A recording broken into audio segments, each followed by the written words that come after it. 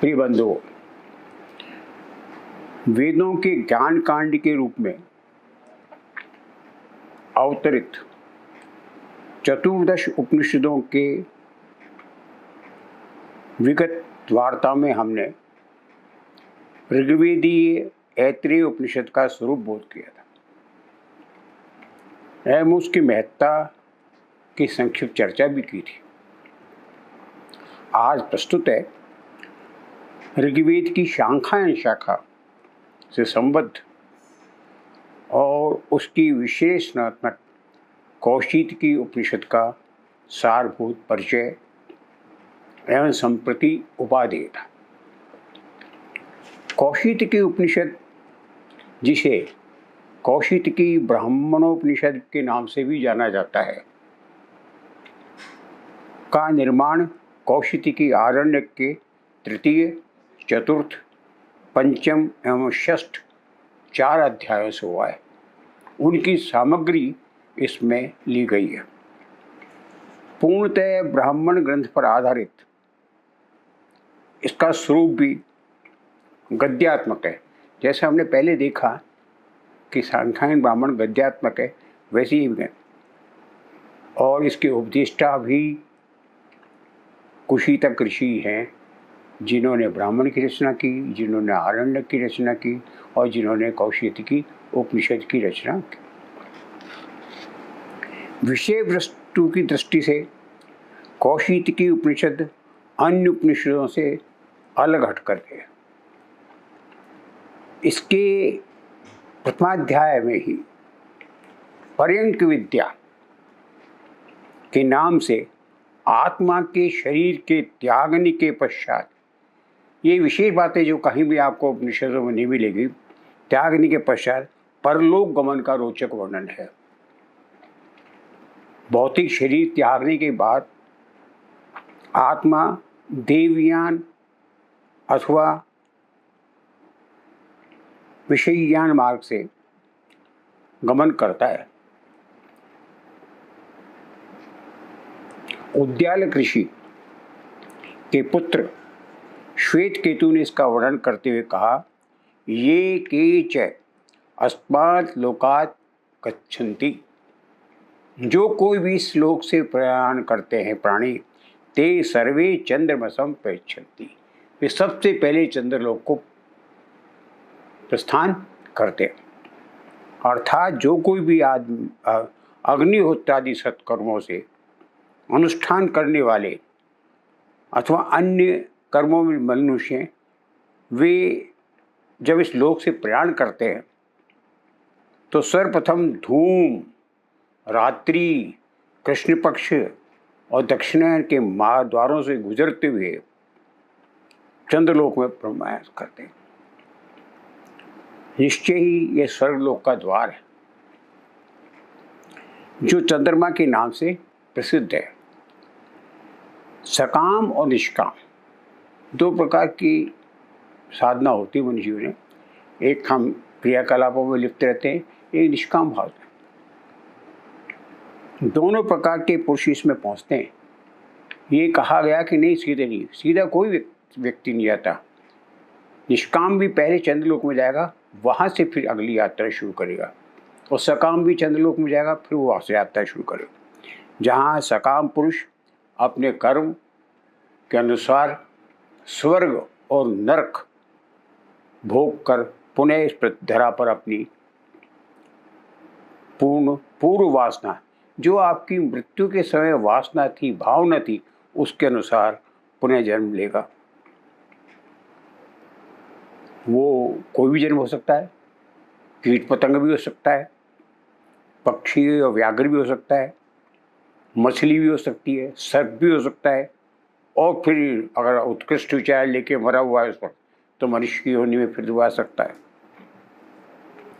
किंतु जो निष्काम कर्म करने वाला व्यक्ति है, वो अपना अनुष्ठान करने वाला है, वे अपने शुभ संकल्पों से ऊपर की ओर यात्रा प्रारंभ करता है और ब्रह्मलोक में पहुंच जाता है। इस प्रकार दोनों के मार्ग भिन्न भिन्न होते हैं। सकाम कर्म करने वाला कर्मानुसार भोग जन्म लेगा, निष्काम पुरुष ब्रह्म में जाके लीन हो जाएगा। इसी अध्याय में गमन के दो मार्ग भी बताए, देवयान मार्ग और पितृयान मार्ग, जिनका कालांतर में भगवद गीता में भगवान श्री कृष्ण ने भी स्पष्ट उल्लेख किया है। कौशिकी उपनिषद का सर्वाधिक चर्चित और महत्वपूर्ण प्रकाश देवयान मार्ग से प्रस्थान करने वाले लोगों का आत्मा है।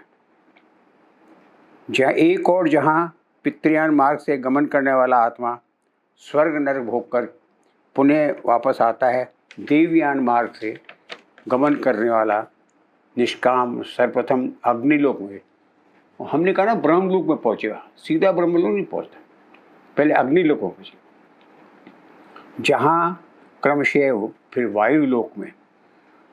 आज जो हम पंच पर्वत सृष्टि की बात करते हैं, हमें ज्ञान ही नहीं है लोगों को, क्योंकि उसकी सीमा कहाँ तक कि सूर्यलोक तक सीमित रह गई। जो हमें दृष्टिगोचर होता है, चंद्रमा दिख रहा है चंद्रलोक है, उसको चंद्रलोक बना दिया, सूर्य दिख रहा है वो सूर्यलोक मान रहे, पृथ्वी तो है ही जिस पर हम धरा है। लेकिन नहीं, उसके बाद वायुलोक में, सूर्यलोक में, वरुणलोक में, इंद्रलोक में, और उसमें होता प्रजापति अर्थात ब्रह्मा के लोक में पहुंचता है, जिसे ब्रह्मलोक कहा जाता है। ये वर्णन अन्यत्र पंचपर्वा सृष्टि के नाम से दूसरी उपनिषदों में पृथ्वी, चंद्र, सूर्य, परमेष्टि और स्वयंभू लोकों के नाम से विख्यात है। ब्रह्मलोक में पहुंचकर उस निष्काम पुरुष का कैसा स्वागत होता है, कैसा अद्भुत ब्रह्म है ब्रह्मलोक, कैसी है उसकी संरचना, इसका रोचक और अद्भुत वर्णन कौशिकी उपनिषद में की अपनी विशेषता है। ब्रह्मा जी के निवास स्थान, उनके परिचारिकाएं का स्वर्गीय सत्कार होता है, किस प्रकार ब्रह्मलोक पुरुष ब्रह्मलीन होते, इसका अद्भुत वर्णन कौशिकी उपनिषद में है। कौशिकी उपनिषद में प्राण विद्या भी विशेष महत्व रखती है। उसका निरूपण हुआ है, प्राण एव उक्त है, प्राण ही है, प्राण व्यान दान ये वायु है, लेकिन यहाँ प्राण का विशेष उल्लेख है। प्राणो ब्रह्मेति, ये प्राण जो है यही ब्रह्म का स्वरूप है। और स्वाभाविक रूप से लौकिक जगत में देखा भी जाए तो प्राण निकले काम से बात, उसको आप वायु का नाम दे दीजिए, उसको प्राण का नाम दीजिए, वो प्राण ब्रह्मेति, ये उक्त ब्रह्मेति, प्राण ब्रह्मेति उक्त, केंद्र भी ब्रह्मा है वहाँ पहुँचने का, और यहाँ से निकलने वाला प्राण भी ब्रह्मा है, दोनों का स्वरूप समान बताया गया। अर्थात पिंड में स्थित जो प्राण है, पिंड में अर्थ शरीर, शरीर में जो प्राण है, और केंद्र में जो अन्य प्राण है, वही ब्रह्म का यथार्थ रूप है। सरल शब्दों में यथा अंडे तथा पिंडे, यथा अंडे तथा पिंडे, पिंड में जो है वही अंड में, अंड से तो सारा ये अन्यत्र उपनिषद में कहा भी गया है कि अंड रूप है, अंड रूप सृष्टि है, ये अंडाकार है जिससे सारी सृष्टि की रचना हुई, इसलिए कहा यथा अंडे तथा पिंडे। जीव और ब्रह्म में तादात्म्य स्थापित करने का इससे अच्छा और कोई अधिक प्रयास नहीं हो सकता। उपनिषद के तृतीय अध्याय में बताया गया है कि किस प्रकार काशीराज देवोदास प्रतर्दन ने इंद्र से आत्मविद्या का उपदेश ग्रहण किया, और उसके अनुसार प्राण से उसको प्रज्ञानात्मा के रूप में उक्त तक ले गया। ऐतिहासिक दृष्टि से फिर कौशिकी उपनिषद में काशीराज प्रतर्दन अजात शत्रु का विशेष उल्लेख हुआ है। भौगोलिक रूप में उशीनर, कुरु, पांचाल, माही, काशी, विदेह, इन सब जनपदों का ऐतिहासिक महत्व उपनिषद में है, जो वर्तमान में मध्य, पूर्व और पूर्वोत्तर भारत के नए नूतन नामों से प्रचलित है, जिनमें काशी तो आज भी अपने पूर्व नाम से ही विख्यात है। कौशिकी उपनिषद का एक महत्वपूर्ण पक्ष है इसकी संवादमात्मक शैली। अन्य जगह कई जगह हमको गेय शैली मिलती है, पर ये एक ऐसी उपनिषद है जिसमें गुरु शिष्य की परस्पर संवाद है और संवाद के माध्यम जिसके कारण यह अत्यधिक रोचक और स्पष्ट है। ज्ञान प्रदान की सीमा को विशेष बात यहाँ ध्यान देने की बात है कि ये उपनिषद ही बताती है ज्ञान प्रदान करने की कोई ब्राह्मण के कार्य ही नहीं है, केवल ब्राह्मण तक सीमित नहीं रखा गया है, क्षत्रिय वर्ग भी इसको प्रभावी बनाता है। जैसे उदाहरण के लिए काशीराज अजातशत्रु का शिष्य के रूप में ज्ञान प्राप्ति हेतु उससे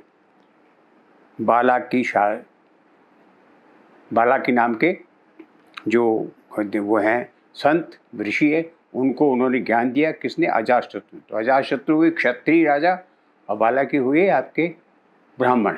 तो ये कोई निश्चित सीमा नहीं है कि ब्राह्मण ही ज्ञान प्रदाता था, उस युग में क्षत्रिय भी ज्ञान प्रदाता का कार्य करता था।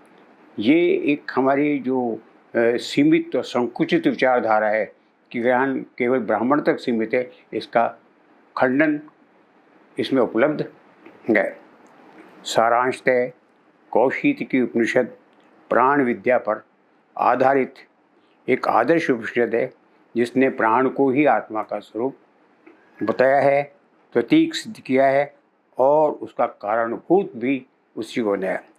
इस लघु उपनिषद में प्राण विद्या के महनी तत्व को सरल भाषा और सरल रूप में प्रकट किया है जो सबके लिए पठनीय और स्मरणीय है। इति ओम।